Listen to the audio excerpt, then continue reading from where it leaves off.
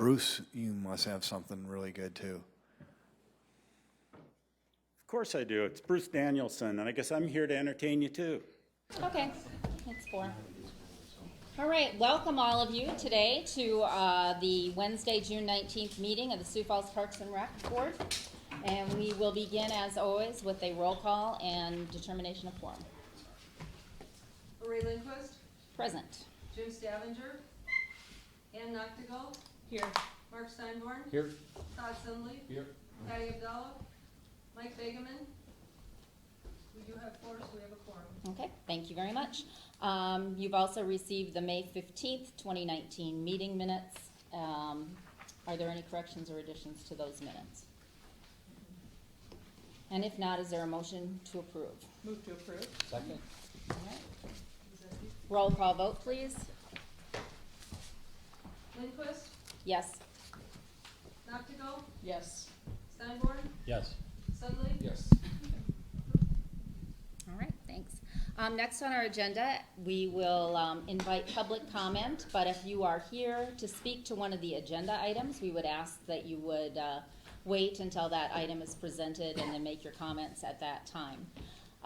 With that being said, I would like to go around and have you introduce yourself and let us know what particular item you might be here to speak to today. I'll start over there. My name is Vince Jones. I'm an attorney with Woodsville, Schultz & Smith, and I represent Coinbank. I'm here in case anybody wants to ask me questions about item number 6. Okay, thank you. Lord Schmidt with the City of Sioux Falls Planning Department, also here for any questions that may result from item number 6. Okay. Danny Brown from the City Attorney's Office, Assistant City Attorney, also here for item number 6. All right, thank you. Mike Patton, Parks and Rec, here for the whole meeting. All right. Second row, could you introduce yourself? I would like to tell you about the Japanese garden. Okay, would you like to speak to that now since that's not on our agenda? Okay, would you come forwards? Thank you. This is kind of an opportune time for me because this is a tremendous week for the Japanese garden. For the last almost 25 years, we've have been able to hire Ben Shu from the Missouri Botanic Garden to come and prune every year in the Japanese garden. And this year, his visit starts tomorrow. He arrives tonight, and he'll be pruning in the garden Thursday, Friday, and Saturday. And normally that's what we do. We just get a few volunteers, go up and help him. We have a potluck supper. But this year, the Japanese Consul General is coming from Chicago, and there's going to be a tour of the Japanese garden with him at 1 o'clock tomorrow. I'd like to make sure you guys are invited to all of this. And then at 4:30, the Sioux Falls Design Center and Architecture Inc. in downtown Sioux Falls is sponsoring a pruning demonstration by Ben. And then there'll be several of us there to give the history of the garden. And then at 6:30, there's a potluck up at Linda and Gary Pashby's house that you're all invited to. And then besides that, at 1 o'clock on Friday, Pioneer Public Television from Minnesota is coming to film a program for, it's called Prairie Lawn and Garden with the host Mary Holm. I met her last fall at the Master Gardeners Convention, and she followed up on this, and so they're going to do a special program on the Japanese garden while Ben is here. So please come to all, and I would love to get all your contact information so that I can keep you on my mailing list for subsequent years when Ben arrives. Okay. So thank you. Thank you, Mary And Ellen. thank you for your Appreciate support. that. And so we would just find you in the, we went well, for the 1 o'clock for tour or the something? events are meeting at the far north end of which is the intersection of West 2nd and North Grange. There's a parking lot there by the south of the swimming pool. And I also want to say the park department has been amazingly supportive of us, and they have a great crew down there. Justin and Anita and Katie and Sue and Cody, and they've just been terrific. So you need to go down there and see how beautiful it is. All right. and walk through while Ben's there. Thanks. Thank you very much for sharing all of that. And we'll continue with introductions. I think I'm Ben Arndt from the Arboretum Board. Okay, I'm Ann Wilson, also with the Arboretum Board. all right. In the back row. I'm Diane Gildemaster, and I'm with the Arboretum, and I do some comments. Do I do that now, or? They're not an It's just agenda, general general comments? Sure. Yeah, that would be the appropriate time then, thanks. I just wanted to welcome you all and say, you know, that this is a wonderful place. I know we're gonna be working on our management agreement, so I know I'll come and face you again when we do that. And then, of course, a master plan is being worked on. But just a little bit of information about the Arboretum. Last year, we had about 9,700, you know, visitors, classes that we had. This year, our goal is 10,000. I think we're already getting close to, you know, over the top from our years that we've been doing it. This spring, we served over 1,000 children, 13 different dates. They come for a 2-hour learning class. The largest group was 140 children at once. They came from Brookings, Brandon Valley, and some of the Sioux Falls schools. We taught 1st through 5th grade. The curriculum we have is all meets the state standard, so it's a ton of fun. It's crazy time out here. But we had Arbor Day, springtime in the country. We had more people than we've ever had. 1,500 people. We figured. We added a garden swap to it. We had food trucks. We had classes in the teaching garden. We brought the snakes back again. The tree cheers for the Arboretum fundraiser we just had, and some of you are donors, so thank you for that. We raised over 17,000. The fall thanks and giving direct mail fundraiser, we raised over 21,000. We just had the Boy Scouts Jamboree, 200 plus kids and parents running around. Weddings, parties every weekend, sometimes doubled up on weekends. We have business retreats. We had Sanford Health already, and Hazelett Companies this weekend. They're going to be here. We started a new program this summer. It's called the Summer Green Camp, 10-week program, ages 3, 4, and 5, and then 1st and 2nd graders.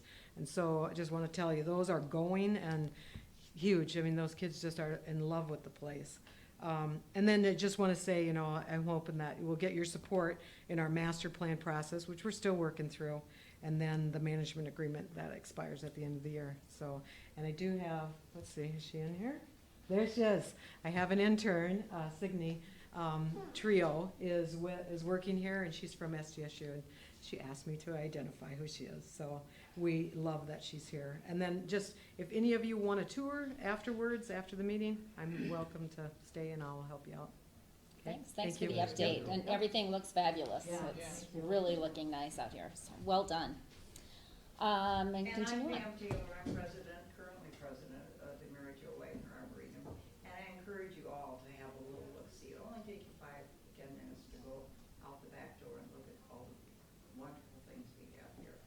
So we hope that someday this will be the crown jewel park in Sioux City, Sioux Falls. It'll be a quality of life issue for people coming to Sioux Falls. We have the zoo, we have a Great Bear ski area, we have the pavilion, and now an arboretum will be another great addition to our park system. Thanks.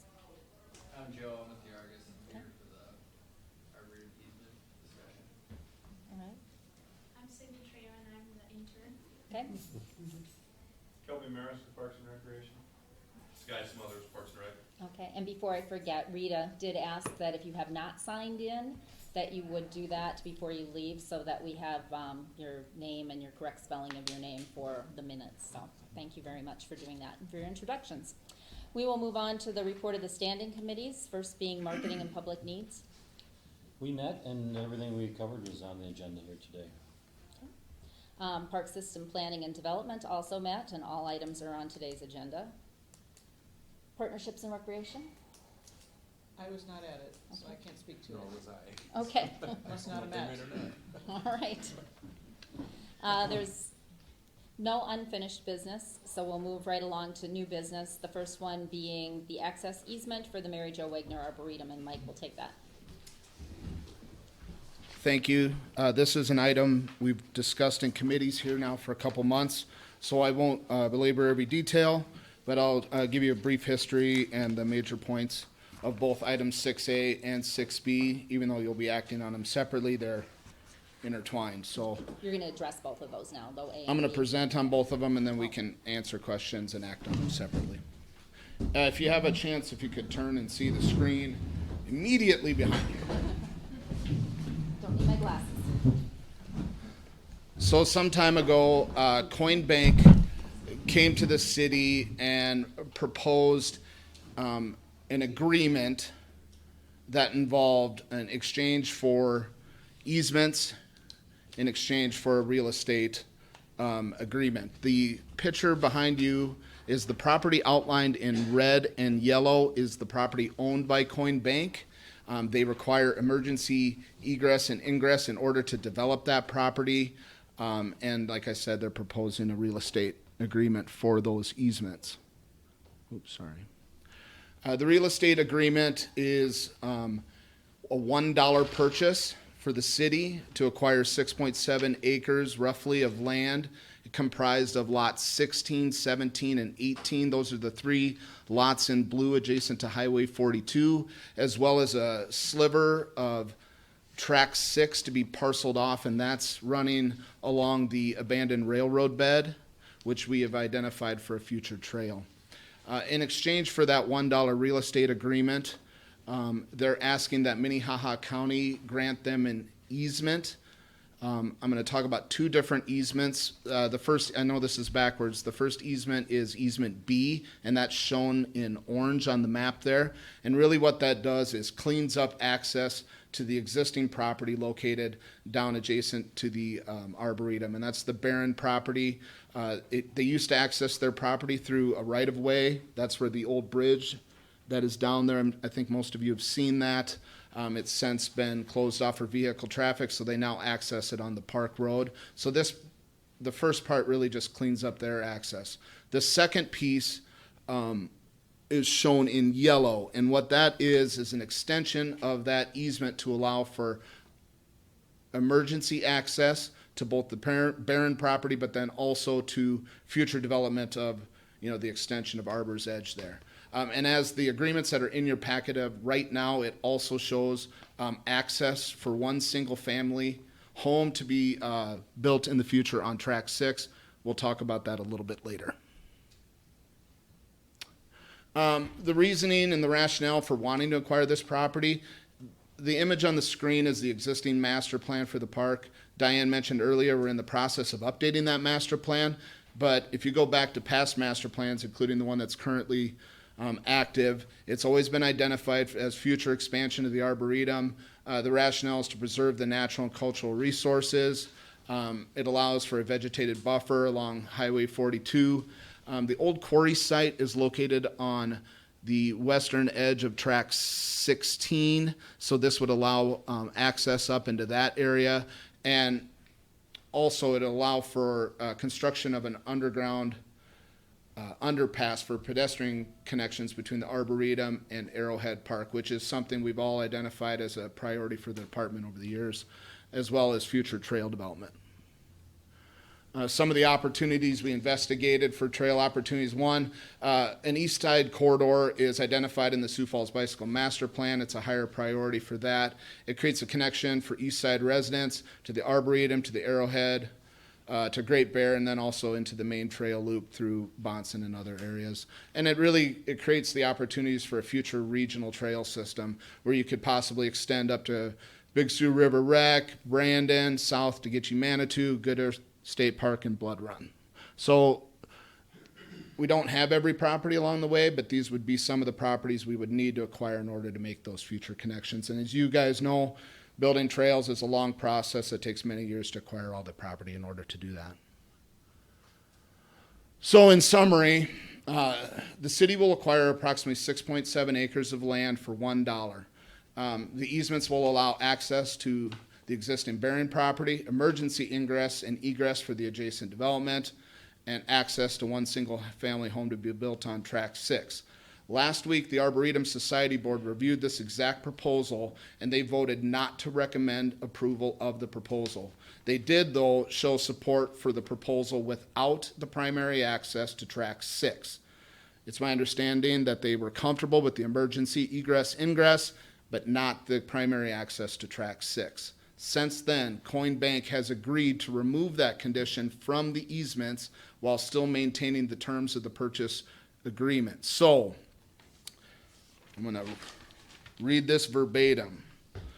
Staff recommends approval of the access easements on the condition that primary access is removed from track 6. Any questions?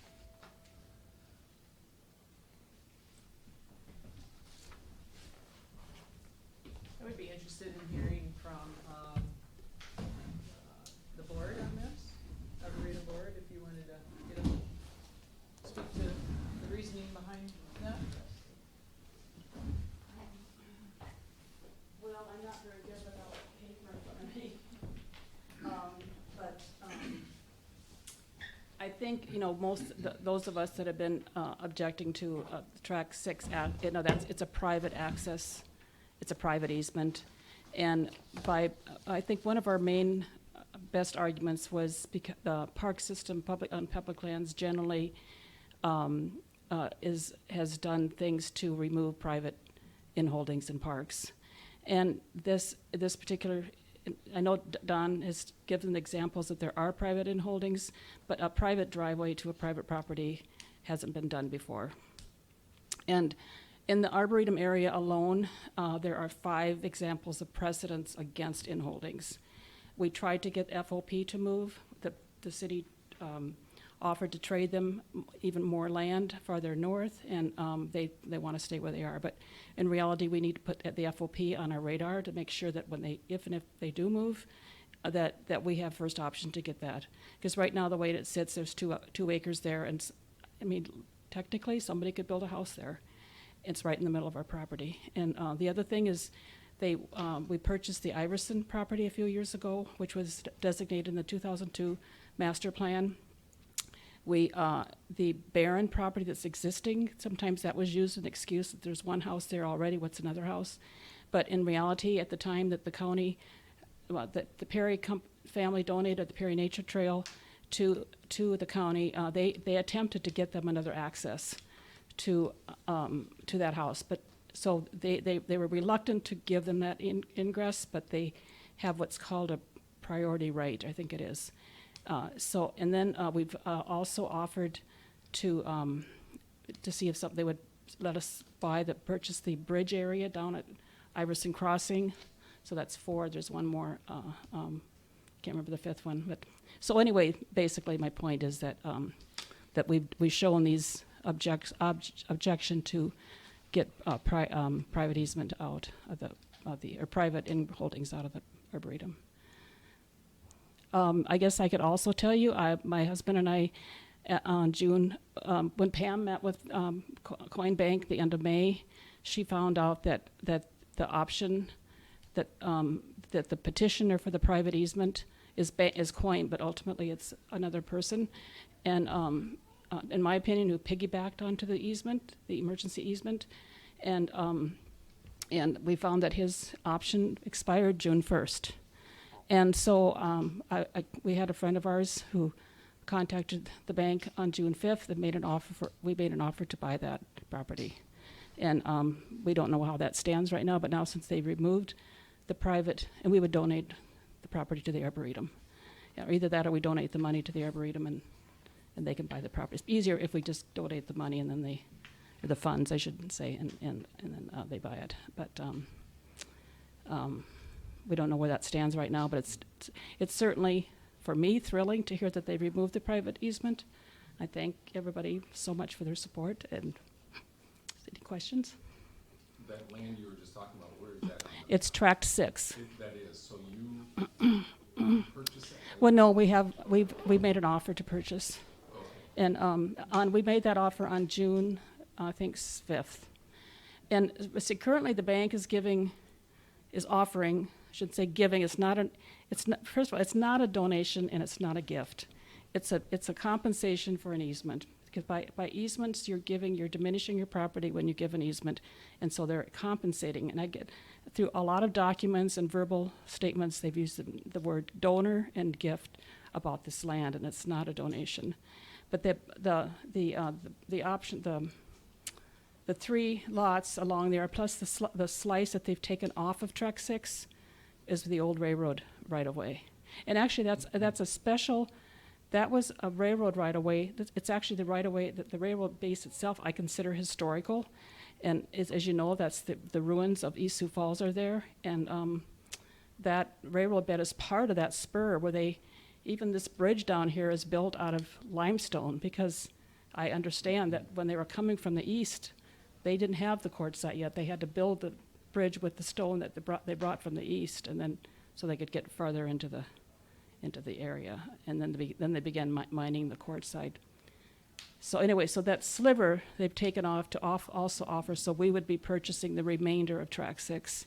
So the person that wants to build the land there does not own that land currently then, correct? What our understanding through this whole process has been that the petitioner has had options on all the land, some of the land, either options or contracts. We've heard all those things. So when Pam went to the bank in May, they found out the gentleman does not own any of their land. And all of the property that's kind of going to be given for the easement, or going to be traded for the easements, is coming from the bank. And then in the end of May, she learned that the gentleman had an option on Track 6. It was either an option or a contract. I'm still unclear which it is. We've heard both. So, and I don't know where that, according to our meeting last Thursday when Mr. Paterka was here from the bank, he said that they had written a purchase agreement on that now for the other gentleman. So I don't know. I don't really know how that stands. We haven't heard anything recently, but maybe Vince can clear us up on that. Mary Ellen, can Yeah. I ask, for the offer that you made, did that stipulate that there would not be any There's three. We have built on that, we any have private development yes. on there? Thank you. We have 3 conditions that our offer does not impede the county's negotiation on the emergency easement, because maybe the county may feel, and I also say this to you, that maybe the county feels that maybe this trade for these lots isn't sufficient for a multi-million-dollar development. I think that's something you don't want to impede the county's negotiation on that. You know, in the 2008 agreement between county, city, and Arboretum, in Section 10, you know, we're obliged to address the emergency easement, but it's for just compensation, and so it also doesn't impede the Arboretum. So that's one of the conditions. The other condition is that the county, Arboretum, and the city will take our land, take the land, and the other is that there be no. Did I already say this one? That there's no private easement to this gentleman or anybody else. It's not an issue about a particular person. It's just that we don't feel like there should be any private easements going through the Arboretum anytime from any direction. So I don't know if I covered all 3 easements or not, but I mean all 3 conditions, but those are our conditions. Thank you. Okay, anybody Any other else? questions? This is 2 phases, correct? The blue, and then are we waiting on the Track 6, and that'll be later on, or do we wait until the Track 6 is answered? At this point, Track 6, you're not making a recommendation for anything involved with Track 6. It's simply purchase of the blue property shown up there for $1 in exchange for the access shown in orange and the emergency ingress and egress for the adjacent development. And then 6 will come later if things work out. No, that would not be anything that we would. 6 is not involved in this particular situation. So I just want to say again, I encourage. I mean, we've never been against the emergency easement. You know, not just because it's very important to get that on the tax rolls. I mean, we understand how that works. We're not against that. And besides, in addition to that, we are obliged in Section 10 of the 2008 agreement to consider it but it's the county's place, I believe, to negotiate. So I encourage you to not hinder the county's negotiation either, to leave the door open for them to, you know, possibly, you know, negotiate for more than what's there. So. Thank you. Yeah. Anybody else? Okay. Mr. Jones, do you have any comments? Yes, thank you. I guess I'll start out by disagreeing with Mary Ellen's preliminary comments. I think she's quite effective without paper. And, you know, and I just want to say that, you know, her passion that she obviously has for this area shines through, and anybody that listens to her has to take her seriously, and she's very compelling. So I also want to make it clear that my clients, Coin Bank, have always respected the Arboretum, and they've always, their mission has always been important to them. They recognize that the Arboretum makes everybody better, makes all the land more attractive, it makes life better for all of us. So, you know, this has been a complex negotiation. Coin Bank never really wanted to have this land. This, you know, I think everybody knows that the original owners of that land was a developer that went belly up. Coin ended up having to take ownership of it. It's been a big headache for them for a long period of time. And, you know, I want to address Track 6 because I don't think that we can get too sidetracked by it, but I understand that it's a bit of an elephant in this room, and I think it's helpful to point out the fact that yes, there is a purchase contract associated with Track 6, okay? And it's important, I think, to understand that there's been a purchase contract associated with Track 6 from the beginning, along with lots 16, 17, and 18. And that was before the emergency ingress and egress issue was known. That was before my involvement. I only have been involved in this for about a year and a half, which, while that may seem like a long time, this has been going on a lot longer than that.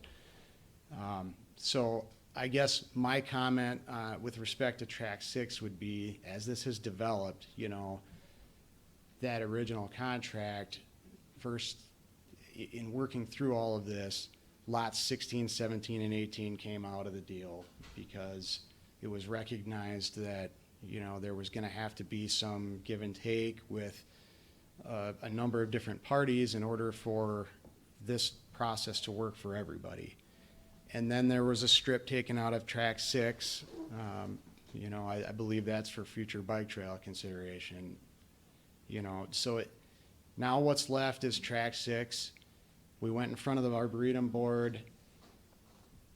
You know, they made it clear that ingress and egress would be acceptable to them, but the private ingress and egress for Track 6 on a non-emergency basis would not be.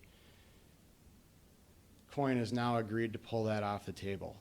You have to recognize that that's not flipping a light switch. There's a lot of behind-the-scenes work that goes into making those decisions. And, you know, right now we've got the city, the county, the Arboretum, we've got the Parks Board, we've got, to a lesser extent, the township and the DOT. And then we've got a bank and the bank's board of directors, and we've got somebody with a contract on that's associated with these lots. That's a lot of parties to deal with, you know, and we've all heard the expression, you know, laws like making sausage. Well, this development has kind of, what you're seeing is a little bit of the glimpse of the sausage being made.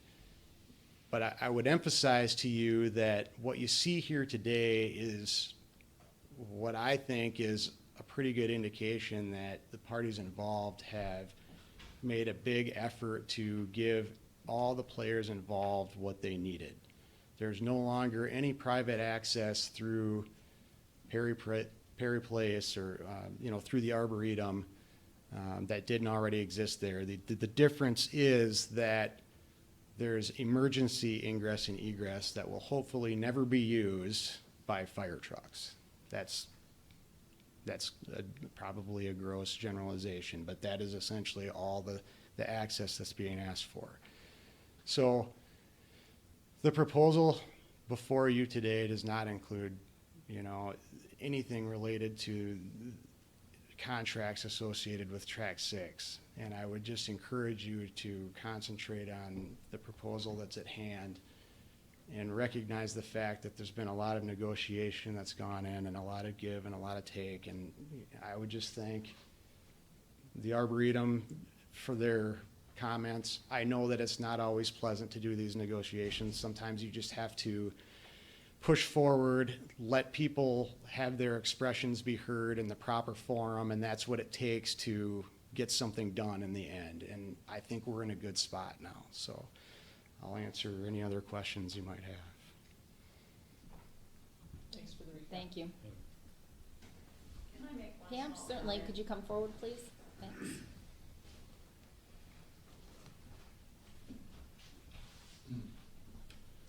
When we're talking about a private easement to go to track 6, that's in perpetuity. It will never, ever go away. Park boards will come and go, park directors will come and go, mayors will come and go, but that easement, that private easement, will be there forever. And that's what the Arboretum does not want to see happen. That's kind of where we come from. Thank you. All right, thank you, Pam. All right, any other questions? Mike, some more comments or Do you just want me to anything? restate the language or not? Yeah, go ahead. So, unless there's any other questions or comments, staff is recommending approval of the access easements on the condition that primary access to track 6 is removed. Okay. Is there a motion to that effect? I would move to recommend approval of the access easement on the condition that the primary access to track 6 is removed. Second. Okay. Roll call vote, please. Lindquist, Yes. Noctigal, Yes. Steinborn, Yes. Sunley, Yes. All right, thank you. All right. Wow. Right, yeah.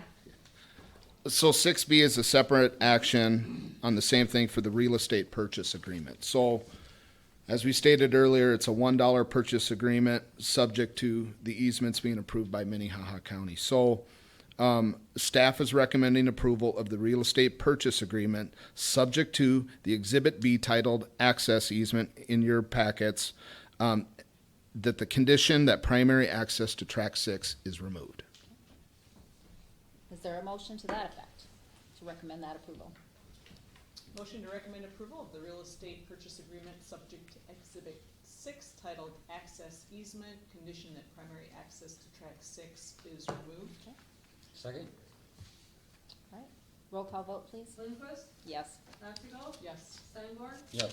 Sunley, Yes. thank you. All right, thank you, everyone. Thank you for all your comments, much appreciated. And then one more Arboretum item. Jackie? Oh, Mike's gonna do this one too, okay. All right. Thanks, Thanks, Jackie. This item was discussed in committees as well. This is a gifting agreement from the Mary Jo Wagner Arboretum to the city.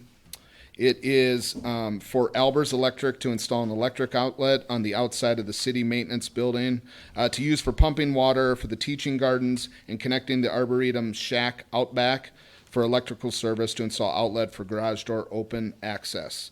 The amount of value is estimated at $757.14, and staff recommends approval. All right. Is there a motion to approve the gift of the electrical service?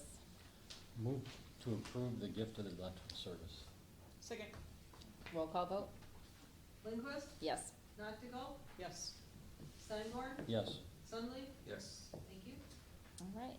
And 6D, Augustana University application permit to charge entry fees. Sky. Yes, Augustana has requested to charge a $10 per car fee for the Augustana Twilight Race. It's going to be held at Yankton Trails Park on September 6th, and staff recommends approval. Is there a motion, or, well, first of all, are there any questions regarding this? I know this is something we all discussed in committee, but any additional questions? If not, is there a motion to approve the application for permit to charge entry fees on behalf of Augustana? Move to approve. Second. Roll call vote? Lindquist, Yes. Noctigal, Yes. Steinborn, Yes. Sunley, Yes. thank you. All right, and likewise, we have a application for permit to charge entry fees from the Sioux Empire Fast Pitch Softball Association. Yes, they have requested to charge a $5 weekend pass for their upcoming end of the season league tournament. It's going to be held on June 28th through the 30th. And then 10 and under will be free. And again, staff does recommend approval for this application. Okay, any questions on that one? Okay. If not, is there a motion to approve the application for permit to charge entry fees by the Sioux Empire Fast Pitch Softball Association? Move to approve. Second. And another roll call vote on that, please. Lindquist, Yes. Nachtigal, Yes. Steinborn, Yes. Sunday, Yes. thank you. Okay, thanks. We are on to a report from the director. Yeah, just appreciate the opportunity to share a little bit about what's been going on since we last met. For those of you who were able to make it out to Levitt, we had over 4,000 people on opening night down at Falls Park West. By all accounts, it was very well run by Levitt folks. Thanks to all of our entire team, they had some hand in it and being able to pull all that off. Lots of last minute. There's like 200 small little things you do right before an event, and everybody had a hand in doing that. The Levitt board is extremely happy with how that turned out. I think they had 2,500 the next night, and then about 450 for the children's program. And so we're off to a great start. The grounds held up really well, and it was quite the sight to see if you were not down there. So I encourage you to get out and check that out. Also wanted to share with you that Justin from Landscapes Unlimited mentioned that that Golf Week has recognized Prairie Green as the second rated course in the state of South Dakota. And so we had not been on that list for a while, or been down on the list for a while. So it was great to hear that. They also, for the first time, held their first 27-hole event at Elmwood Golf Course. And due to the number of people that needed to be served, they put up a portable tent on the driving range, and were able to serve folks. And so with this great weather, I think all the courses are doing really well right now. And so LUs and the city courses are no exception to that. I want to talk a little bit about some construction updates. Mike's got 4 or 5 projects that he'd like to give you an update on. Thank you, Don. Yeah, a few projects we got going on. First of all is the bike trail reconstruction project. That's the Beetle Greenway section, so runs from the Cherry Rock Bridge almost to Faywick Park.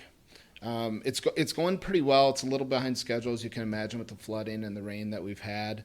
That soil down there is pretty saturated, but we have been able to finish all the removals. It's pretty rough graded. If you happen to get out there, you can kind of see the shape the trail is going to take because it's roughed in for where it'll be going.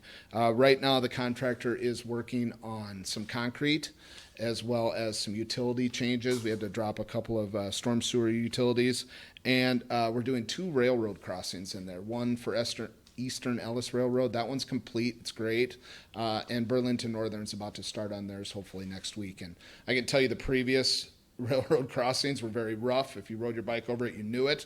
The new ones are spectacular compared to what we had before. Hopefully that will really pick up steam here in the next month, and our goal is to be finished with that project by the end of July. And right now we're tracking to do so. Marion Park, if you remember, that was completely removed for installation of the underground storm sewer system. All that underground utility work is complete. The park is almost back. They've got it all fine graded, all the concrete's in, the play equipment's up and going, drinking fountain, all that's done. All they're working on right now is finishing up installation of the irrigation system and then seeding. The goal is to have that complete by the end of next week. We've been working with the Sioux Falls Skate Park Association for some time on an update to the Nelson Park Master Plan. You guys have been briefed on that in committees a little bit. Just want to let you know that they have met with, they've had a couple different meetings and also some Facebook meetings. Sorry, I don't know how that works exactly, with the skateboard community to kind of grasp what they're looking for in a skate plaza design. And then we've been working with them and how that could be integrated into the park system as a whole. And we're looking at having a public meeting next week at the downtown library on the 25th to gather feedback from the community as far as how the whole park master plan fits. So maybe you get a chance, you can stop out to that.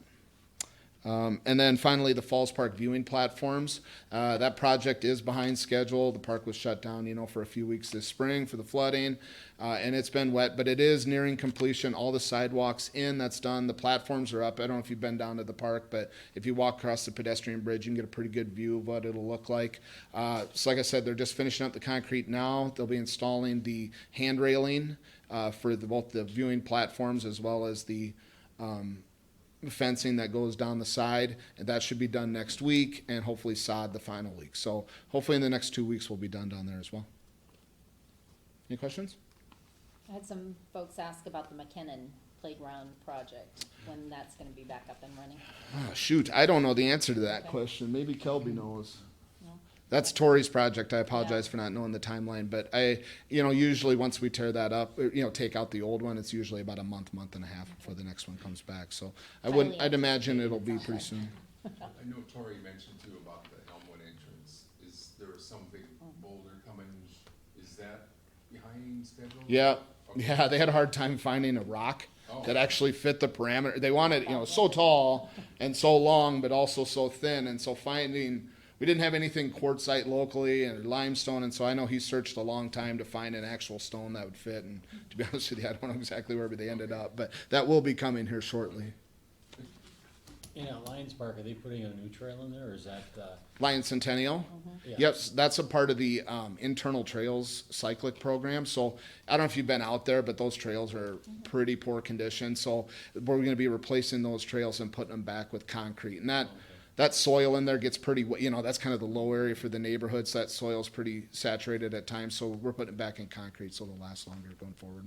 is the trail along from Tree Rock going, the new trail that you're putting in along Tree Rock, is that gonna be concrete also, or is that gonna be asphalt? It'll be mostly asphalt. There'll be sections of concrete underneath the Cliff Avenue Bridge. That'll be concrete. And we got a couple of spots around the railroad that we're doing in concrete, but the majority of it will be asphalt paving. And that'll all be 12-foot wide, so should be a nice section when we're done. That section I also might add is getting a lot more use, the more and more people that have been living downtown. Seeing more and more people use that trail section and have had a lot of positive compliments about it. It's probably one of the very last, 1970s or 80s versions of asphalt trail that we had that was really in poor condition, so to be able to get that done is pretty exciting for us, so. Yeah, we've run across quite a few walking groups that do that regularly, and they were like, "Oh, wow, you're tearing up the trail." It's like, "Yep, should be done here by the end of the summer." So we're pretty excited to have it done. Thanks for the updates. Yeah, that concludes our report unless there are other questions. Any other questions for Don? All right, then there've been no additional items added to our agenda. No communications to the board have been received. Open board discussion, any items? If not, is there a motion to adjourn? Move to adjourn. All right, meeting adjourned. Thank you.